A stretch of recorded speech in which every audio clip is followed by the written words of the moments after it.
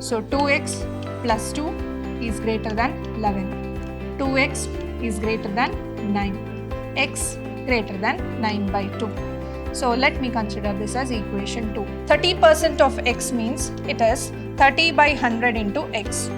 12% of 600 means 12 by 100 into 600. So that is 72.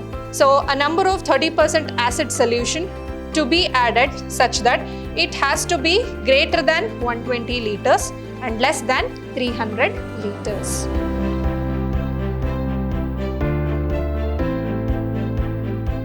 Hello everyone, a warm welcome to one and all. This is your Shruti ma'am lecturing in Vidhyaashram, the Temple of Excellence, Mysore. So last session we have discussed about the solutions of linear inequalities. In this session we are going to take the application of linear inequalities. Now let us take an example. Find all the pair of consecutive even pair of numbers, both of which are larger than 5 such that their sum is less than 28. So here we have some statement kind of problems which we need to formalize the inequality and find the solutions for the inequality. Now clearly they have given we have to take consecutive even integers. We know the difference between two even integers is 2. So therefore, if I consider one integer as x, obviously the another integer will be x plus 2. Now they have given the numbers are greater than 5. That means x is greater than 5. So let me consider this as equation 1 and their sum is less than 28. That is x plus 2 is less than 28. Solve this. We get 2x plus 2 less than 28. 2x less than 26, x less than 13. So here this is equation 2. Observing equation 1 and 2, x is less than 13 and x is greater than 5. So obviously x lies between 5 and 13.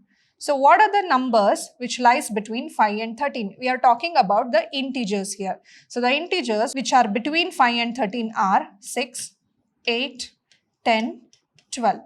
So these are the solution for the given equations or inequalities here. Now the possible ordered pairs. That means if we take the pair of two even numbers here, their sum should be less than 28. So therefore the possibilities are 6, 8, 8, 10, 10, 12. We can also take 12, 14 because x plus 2 can be 14. X can become 12, so x plus 2 can become 14. So these are the possible ordered pairs whose value is greater than 5 and whose sum is less than 28. Next question. The marks obtained by a student of class in the first and second term exam are 62 and 48 respectively. Find the minimum marks he should get in the annual examination to have an average of at least 60 marks. So we need to add the 3 test marks, that is 62, 48, and let the third test be x. So 62 plus 48 plus x. So if we take the average of all these 3 examinations, so the student should have an average of at least 60 marks. That means greater than or equal to 60. Minimum 60, he has to maintain an average. Now we need to find what is the minimum marks he should score so that he will maintain an average of 60. So here when we add this, we will get 110 plus x by 3 greater than or equal to 60.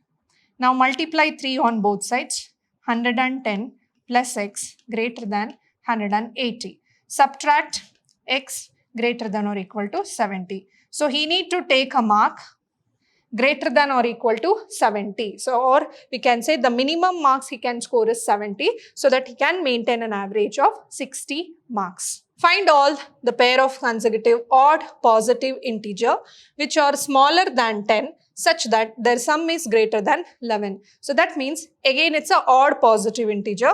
So let x be less than 10. So let me consider this as equation 1 and the sum of two consecutive odd positive integer is greater than 11. So x plus 2 is greater than 11. So 2x plus 2 is greater than 11. 2x is greater than 9. x greater than 9 by 2. So let me consider this as equation 2. So from 1 and 2, x clearly lies between 9 by 2 to 10. So 9 by 2 means it is 4.5. Since we are talking about the integer, when x lies between 4.5 to 10, so x can take the values of 5, 7 and 9 because it is strictly less than 10. And now what are the possible ordered pairs we can make here? So it is 5, 7. The other one is 7, 9. Because their sum should be greater than 11 and their values must be the smaller than 10. So clearly we can observe, so the possible ordered pairs are 5, 7 and 7, 9 in the given set. Next question, a manufacturer has 600 liters of a 12% solution of acid. How many liters of 30% acid solution must be added to it so that acid contained in the resulting mixture will be more than 15% but less than 18%. Now let us assume that let 30% of acid solution is X. Let 30% of acid solution is X. Now here the total mixture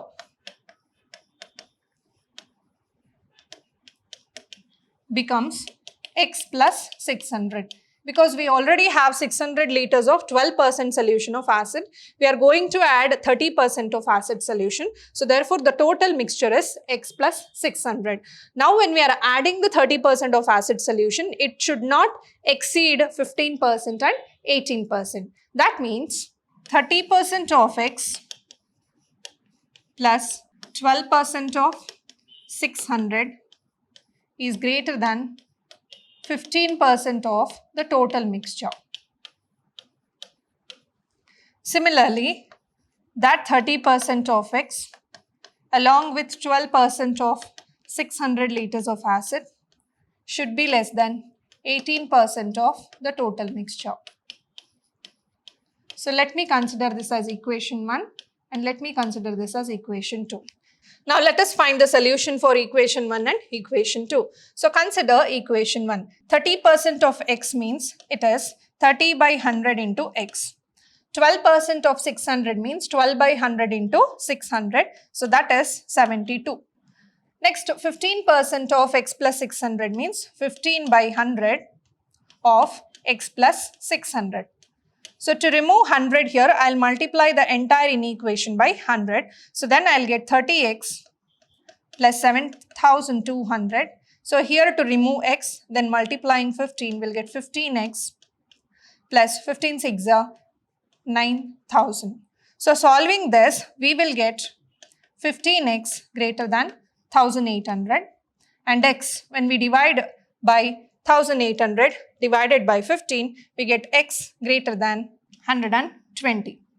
Now here let us consider equation 2. So here it is 30% of x plus 12% of 600, which is 30 by 100 x plus 72 less than 18 by 100 into x plus 600. So let us solve this again. Multiply 100, we'll get 30x plus 7200. To remove 100 here also it becomes 18x plus 10,800. Now solving this, we will get 12x less than 3,600. So we get x less than 300. Now observe this. Let me consider this as equation 3 and let me consider this as equation 4. So by equation 3 and equation 4, here x should be greater than 120 and x should be less than 300. That means, so a number of 30% acid solution to be added such that it has to be greater than 120 liters and less than 300 liters. Next question. A man wants to cut 3 length from a single piece of board of length 91 centimeter. The second length is to be 3 centimeter larger than the shortest and the third length is to be twice as long as the shortest. What are the possible length of the shortest board if the third piece is to be at least 5 centimeter larger than the second piece? So first, let us see the total length is 91 centimeter. Let me consider the shortest board or the shortest length is x centimeter. So that is shortest board is equal to x centimeter. So they have given that the second length is 3 centimeter larger than the shortest. So let me consider this as a second piece. So which is 3 centimeter larger than the shortest. And the third piece is to be twice as long as the shortest. So the third piece is twice long as the shortest. So when we add all these three pieces, that is x plus 3 plus 2x. So it cannot exceed 91. So it has to be less than or equal to 91 centimeter. So now let us solve this. We'll get 4x plus 3 less than or equal to 91. So 4x less than or equal to 88, x less than or equal to 22. Let me consider this as equation 1. The next condition is, here the third piece is to be at least 5 centimeter larger than the second piece. So what is the third piece here? It is 2x. What is the second piece? It is x plus 3. So larger than at least 5 centimeter means 2x is greater than x plus 3 plus 5. So now let us solve this. 2x is greater than x plus 8. So x is greater than 8. So which can also include the equality sign here. So let me consider this as equation 2. Now from equation 1, the length of the board should be less than or equal to 22 centimeter. From equation 2, the length of the board is greater than or equal to 8 centimeter. So therefore, the length of the board should be